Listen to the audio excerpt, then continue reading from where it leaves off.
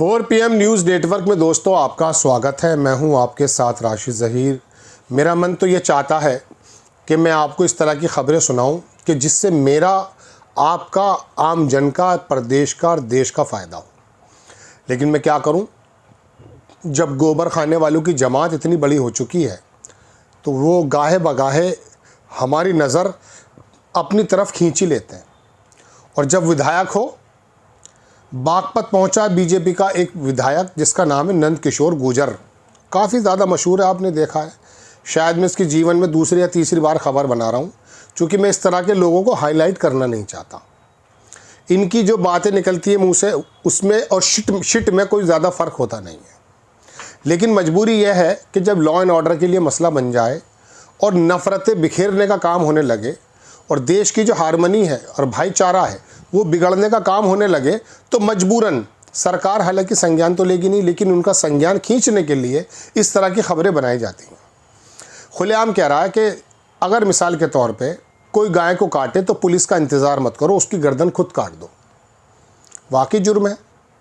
गाय के साथ जो आस्था जुड़ी हुई है देश के लोगों की, उस आस्था का सम्मान तमाम देश के अंदर सब लोगों को करना चाहिए।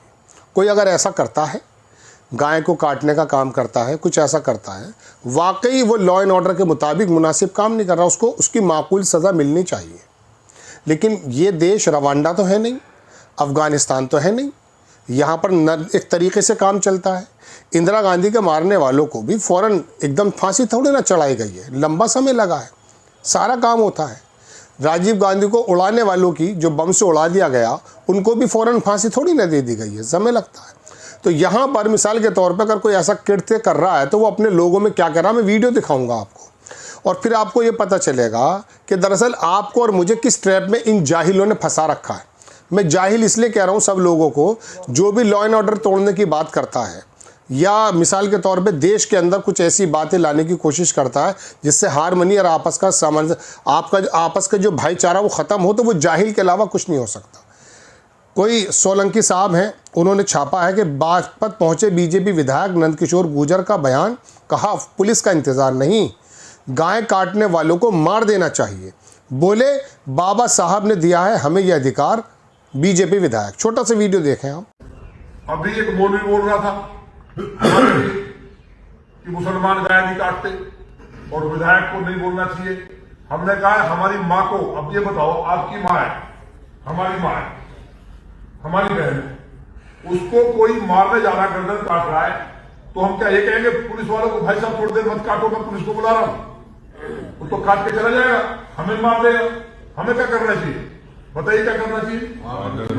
मारना चाहिए कि नहीं? मारना चाहिए। जो तो संविधान ने अधिकार दिया है बाबा साहब ने सेल्फ डिफेंस का, तो कोई गाय तो सारे हिंदुओं की माँ है, हमारी अपनी माँ के लिए हम किसी को मार देंगे और गाय की को गर्दन काट रहा है और वो ऐसे करने जा रहा है, तो उसको छोड़ देना चाहिए क्या?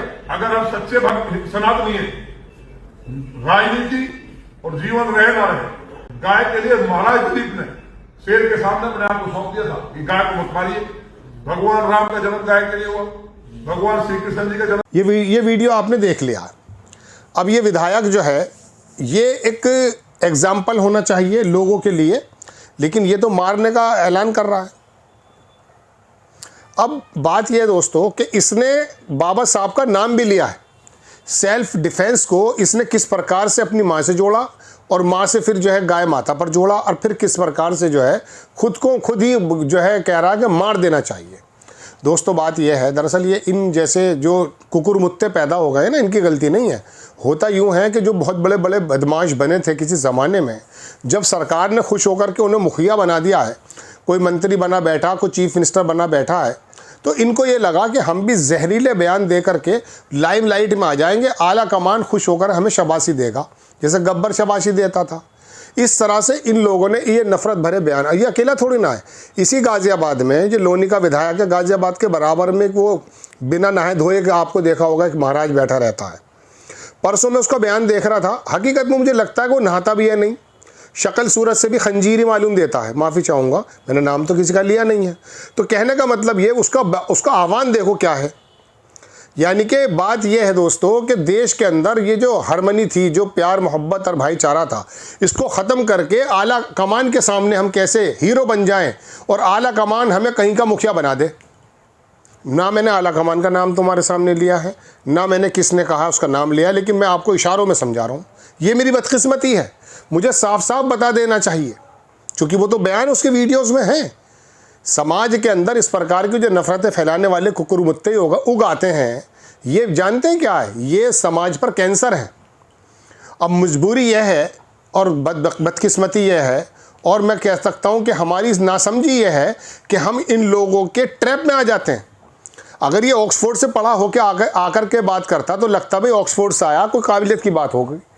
घस खुदा, घास के अंदर खेतों में घास खोदने वाला जाहिल, अनपढ़, अंगूठा टेक, जिनकी डिग्रियों का पता नहीं होता, और डिग्री अगर होती है तो पता चलता कि लड़ाई झगड़े में डिग्री है, वो लोग जब आगे इस प्रकार का बयान देते हैं और उससे इंस्पायर होकर मैं वोट दे आता हूँ। मैं तो अपने आप को कह रहा हूँ भाई, मैंने आपको थोड़ी ना कहा है। मुकदमा करने की सोचेगा ना कोई अंधभक्त कर। बात यह है दोस्तों कि मैं उस आदमी से इंप्रेस कैसे हुआ, इसका मतलब यह है कि मेरे अंदर, मैं एज ए वोटर अपनी बात कर रहा हूँ, उस समय मेरे अंदर वो पिशाच मौजूद है जो मुझे इस तरह के लोगों को अपना हीरो बनाने की कोशिश कर रहा है। आप मेरी खबर आज सुन रहे हैं, कल धर्मेंद्र का इंतकाल हुआ। पूरा हिंदुस्तान और हिंदुस्तान के बाहर उनकी कला, उनकी शराफत, उनकी पर्सनैलिटी, उनके डायलॉग, उनकी बातें, हा, लोग देख के अंदर ही अंदर रोए हैं। नाम तो उसका धर्मेंद्र है, लेकिन प्यार मोहब्बत बिखेर करके तमाम हिंदुस्तान के हर एक आदमी के दिल में बस गया। और एक ये गुजर है जो भी इसका नाम है नरेंद्र, धर्मेंद्र और नरेंद्र, जो भी मैं नाम पढ़ लेता हूँ। असल में मैं इनकी खबरें ज़्यादा सुनता नहीं, तो मुझे इनके नाम भी ज़्यादा याद नहीं रहते। नंद किशोर, सॉरी। अब बात यह है कि ये भी नंद किशोर है और वो धर्मेंद्र है। फ़र्क बताइए कितना नुमाया है।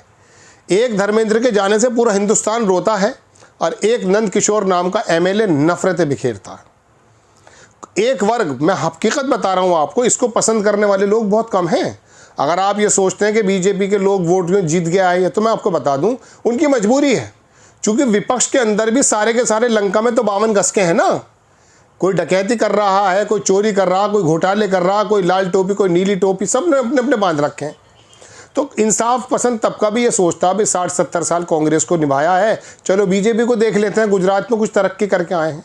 हालांकि वो मन से जानते हैं कि नरसंहार भी हुआ है गुजरात में, लेकिन मजबूरी यह है कि भाई इन्हीं में से एक को चुनना है। अभी वो काटजू साहब जो हैं, वो जज जो थे, वो अक्सर ऐसे बोलते हैं।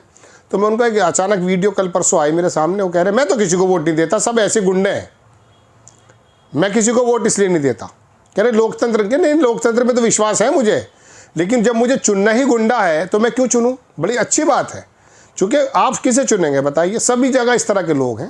अब फिलहाल ये सत्ता में है तो इनसे सवाल हो रहा है। अभी जो है विपक्ष के लोगों से सवाल थोड़ी ना होगा, अभी फिलहाल तो सत्ता में बैठे हुए लोग हैं। तो जब इस तरह के लोग इस तरह की बातें चीत करते हैं दोस्तों, तो हकीकत बात है कि मेरे और आपके हारमनी, आपस का भाईचारा, देश की सौहार्द, उसको तोड़ने का काम करते हैं। तो लॉ एंड ऑर्डर को कम से कम ये सोचना चाहिए कि जब ये अपने मुंह खोल करके गोबर निकालें, इनका मुंह वापस आगे सीधें संविधान की धाराओं से। जय हिंद।